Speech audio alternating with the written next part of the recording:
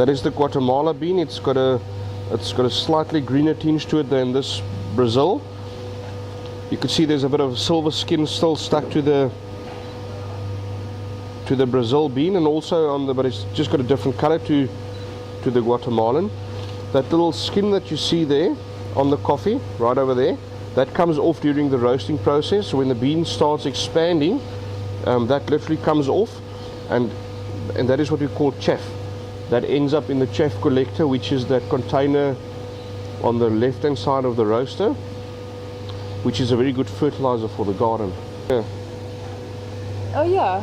It does. It smells very birdseedy or something. There's two processes they follow when processing coffee. There's a wet method and a dry method.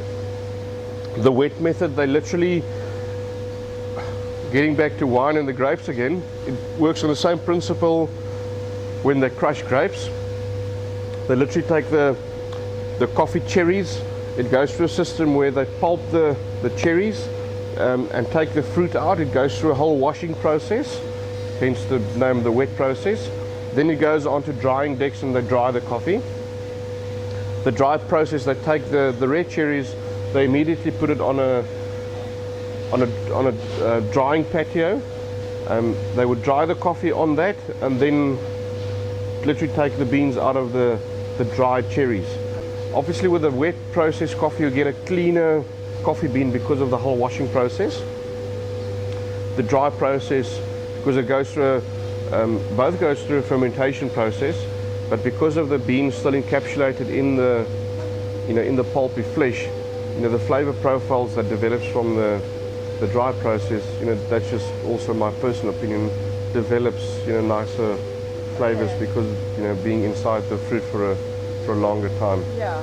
There's a little picture of the luwak, the Asian, what they call the Asian palm civet, that eats the optimally ripe cherries, goes through the digestive system, and sells for premium prices on the international market. We've just imported some. It's available at the Haas Coffee Collective. It goes through their body, yeah, and then you use the bean on the other side. Exactly. Goes through the system, takes about 48 hours. Delicacy? Obviously the coffee beans having gone through the digestive system, the enzymes in the animal's stomach alters the starches in the coffee, gets rid of all the bitter oils in the coffee, and you end up with a amazingly sweet caramelly coffee.